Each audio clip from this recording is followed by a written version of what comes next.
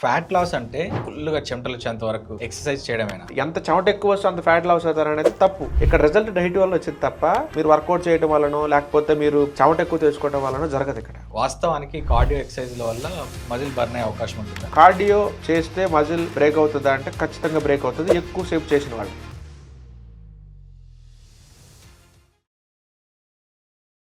Fat loss అంటే చెమట వచ్చేంత వరకు ఫుల్గా చెమటలు వచ్చేంత వరకు ఎక్సర్సైజ్ చేయడమేనా? ఓకే, ఇప్పుడు నిజంగా చెమట వచ్చిన వాళ్ళందరూ ఫ్యాట్ లాస్ అవుతారంటే ఫుల్గా బిర్యానీ తినేసి వెళ్ళి ఎండలో ఒక గంట కూర్చొని వస్తే వాళ్ళంతా చెమట పట్టేసింది. వాళ్ళు ఫ్యాట్ లాస్ అవుతారా అంటే ఫ్యాట్ లాస్ అవ్వరు. సో చెమటకి ఫ్యాట్ లాస్కి సంబంధమే లేదు. చెమట ఎక్కువ వచ్చిన వాళ్ళంత ఎంత చెమట ఎక్కువ వస్తే అంత ఫ్యాట్ లాస్ అవుతారు అనేది తప్పు. ఎందుకంటే ఇప్పుడు మీరు జిమ్కి వెళ్ళి వర్కౌట్ చేశారనుకోండి, వెయిట్ లిఫ్టింగ్ చేశారు లేదా కార్డియో చేశారు, మీకు ఒక మోతాదుకి మీకు చెమట వస్తుంది, మీరు వెయిట్ లాస్ అవుతారు. నేను ఏ వర్కౌట్ చేయను, వెళ్ళి బట్టలు తీసిపోయి ఎండలో కూర్చుంటా, 2 గంటలు కూర్చుంటా, వాళ్ళకన్నా 10 రెట్లు ఎక్కువ చెమట వచ్చింది. లేదా నేను వెళ్ళి సోనా బాత్ ఇట్లాంటిది ఏదో తీసుకుంటా, స్టీమ్ బాత్ లాంటివి తీసుకుంటా, వీళ్ళకన్నా 20 రెట్లు ఎక్కువ చెమట వచ్చింది నాకు. నేను వెయిట్ లాస్ అవుతానా? అవను నేను. సో చెమటకి వెయిట్ లాస్కి సంబంధమే లేదు. కాకపోతే ఏంటంటే అబ్బో వీడు ఎంత చెమట రప్పించాడంటే బాడీలో నుంచి ఇటు ఎంత వర్కౌట్ చేసి ఉంటాడో అంత వర్కౌట్ చేసి ఉంటాడు. కాబట్టి వర్కౌట్ చేసిన అంటే చెమట వచ్చింది అంటే వర్కౌట్ చేసినట్టు, వర్కౌట్ చేస్తున్నాడు అంటే వాడు కొద్ది గొప్ప డైట్ ఫాలో అవుతున్నట్టు. ఇక్కడ రిజల్ట్ డైట్ వల్ల వచ్చింది తప్ప మీరు వర్కౌట్ చేయటం వలనో లేకపోతే మీరు చెమట ఎక్కువ తెచ్చుకోవటం వలన జరగదు ఇక్కడ. సో సైకలాజికల్గా చెమట ఎక్కువ ఉంటే వర్కౌట్ ఎక్కువ చేసినట్టు, వర్కౌట్ చేసేవాడు ఆబ్వియస్గా డైట్ ఫాలో అవుతాడు కాబట్టి సో అలాగా అతను వెయిట్ లాస్ అయ్యే ఛాన్స్ ఉంది. ఓకే, అంతే తప్ప చెమటకి వెయిట్ లాస్కి అసలు zero connection. Ladies weight lifting చేస్తుంటారు, మనకి ఇప్పుడు రీల్స్లో చూస్తుంటాం. చాలామంది లేడీస్ వెయిట్ లిఫ్టింగ్ చేస్తూ రీల్స్ పెడుతూ ఉంటారు. వాళ్ళు ఫిట్నెస్ ఫ్రీక్స్ ఉన్నారు చాలామంది అమ్మాయిలు. సో ఇలా చేయడం వల్ల వాళ్ళు అబ్బాయిలాగా మగవారిలాగా మారిపోయే అవకాశం ఉంది. లేరండి, అసలు మారరు. ఇప్పుడు వర్కౌట్ చేయకుండా మగాళ్ళు ఇంట్లో కూర్చుంటే ఆడవాళ్ళలాగా మారతారా అనేది దానికి ఆన్సర్ అనమాట. వర్కౌట్ చేసినంత మాత్రాన ఆడవాళ్ళు మగాళ్ళలాగా మారరు. ఎందుకంటే ఒక అమ్మాయిని ఒక అబ్బాయిని ఇద్దరిని జిమ్కి పంపించేసి 1 సంవత్సరం పాటు ట్రైనింగ్ ఇప్పిస్తే అబ్బాయి విపరీతంగా కండలు పెంచుకొని తిరిగి వస్తాడు.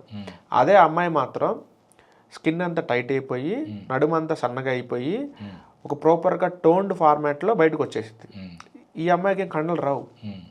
ఎందుకంటే కండలు పెంచడానికి కావాల్సిన హార్మోన్ టెస్టోస్టెరాన్, అది మగాళ్ళలో ఎక్కువ ఉంటుంది. సో వర్కౌట్ చేసినప్పుడు ఆ టెస్టోస్టెరాన్ వల్ల వీళ్ళ కండలు పెరుగుతాయి. ఆడవాళ్ళల్లో అది చాలా తక్కువ ఉంటుంది కాబట్టి వాళ్ళ మ్యాక్స్ మహా అయితే స్కిన్ టైట్ అవుతుంది తప్ప వాళ్ళ కండలు రావు. మరి కండలు వచ్చిన చాలామంది లేడీస్ ఉన్నారు కదండి, వాళ్ళు స్టెరాయిడ్లు తీసుకుంటూ వచ్చినాయి. అంటే ఏంటంటే స్టెరాయిడ్ అండ్ నథింగ్ బట్ ఈ మగాళ్ళలో ఉండాల్సిన టెస్టోస్టెరాన్ హార్మోన్ని ఇంజెక్షన్ రూపంలో తీసుకొని ఆడవాళ్ళకి ఎక్కిచ్చేస్తారు. ఇప్పుడు వాడి బాడీలో కూడా టెస్టోస్టెరాన్ వచ్చింది కదా, ఇప్పుడు వాళ్ళు కూడా ఆబ్వియస్గా మగాళ్ళలా కండలు పెరుగుతాయి. అంతే తప్ప ఆడవాళ్ళు కూడా వర్కౌట్ చేసి తీరాల్సింది. మీరు ఇంట్లో పనులు చేసేసి ఇది వర్కౌట్ అని మీరు మోసపోవద్దు. ఖచ్చితంగా జిమ్కి రావాలి, వెయిట్ లిఫ్టింగ్ చేయాలి, మళ్ళీ యోగా చేయటం లేకపోతే సూర్య నమస్కారాలు చేయటం అవి నేను తప్పని నేను చెప్పట్లేదు. బట్ వెయిట్ లిఫ్టింగ్తో పోల్చుకుంటే వాటి రిజల్ట్ చాలా తక్కువ కంపారిటివ్లీ.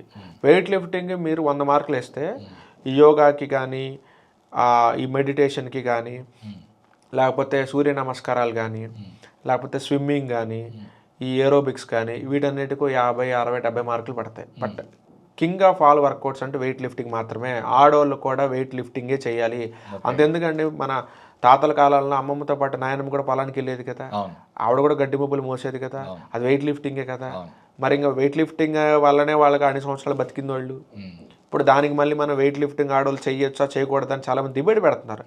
మన నాయనమ్మే ప్రూవ్ చేసింది కదా, ఇక డిబేట్ కూడా ఎందుకు ఇక్కడ అనవసరం అన్నమాట. సో ఆడవాళ్ళు కూడా ధైర్యంగా మగాళ్ళతో పాటు వచ్చి వెయిట్ లిఫ్టింగ్ చేయండి, జిమ్లోకి వచ్చి వెయిట్లు లేపండి. స్టార్టింగ్ తక్కువ వెయిట్తో లేపినా సరే మీరు మగాళ్ళతో కంపేర్ చేసుకోవద్దు. వాళ్ళ టెస్టోస్టెరాన్ ఎక్కువ ఉంది, వాళ్ళంతా మీరు ఎప్పటికీ లేపలేరు, అది తీసి పక్కన పెట్టండి. బట్ నిన్నటికన్నా మీరు ఈ రోజు ఎక్కువ లేపుతున్నారా లేదా అదొకటే చెక్ చేసుకునే ప్రోగ్రెసివ్ ఓవర్లోడింగ్ అంటారు దాన్ని. నిన్నటితో కంపేర్ చేసుకున్న మీరు ఈ రోజు బెటర్గా లేపగలుగుతున్నారా లేదా.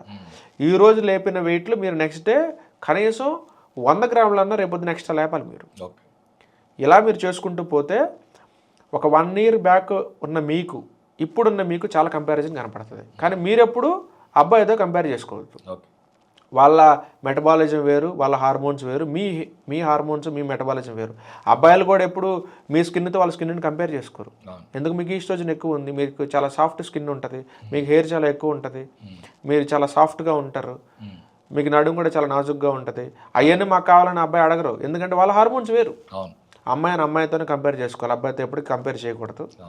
మీరు వెయిట్ లిఫ్టింగ్ గురించి చెప్పారు కదా, జిమ్కి వెళ్ళినప్పుడు కొంతమంది మిత్రులు చెప్తున్న విషయం ఏంటి అని అంటే, మనకు అక్కడ ట్రెడ్మిల్ ఉంటుంది. ఆ ట్రెడ్మిల్ మీద మనం కార్డియో ఎక్సర్సైజ్ లాంటివి, సైక్లింగ్ లాంటివి చేసినప్పుడు మజిల్ ఎక్కువ బర్న్ అవుతుంది, అది చేయకు, వచ్చి వెయిట్స్ లిఫ్ట్ చేయని అంటారు.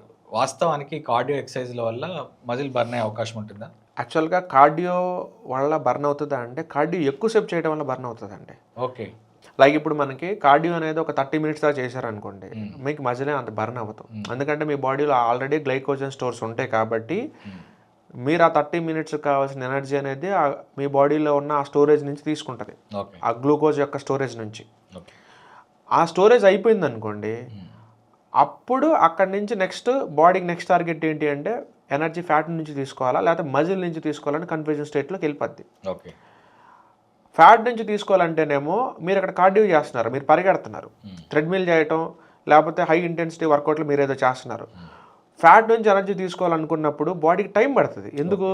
ఫ్యాట్ నుంచి ఎనర్జీ చాలా స్లోగా రిలీజ్ అవుతూ ఉంటుంది. కానీ నువ్వేమో ఇక్కడ కిలోమీటర్ల వేగంతో పరిగెడుతున్నావు, నీకు ఇప్పుడు ఇన్స్టెంట్ ఎనర్జీ కావాలి. అప్పుడు నాకు ఎక్కడి నుంచి తీసుకోవాలి, నాకు వేరే ఆప్షన్ లేదు, మజిల్ నుంచి తీసుకోవాలి నేను. అందుకే మజిల్ బ్రేక్ అయిపోద్ది నీకు.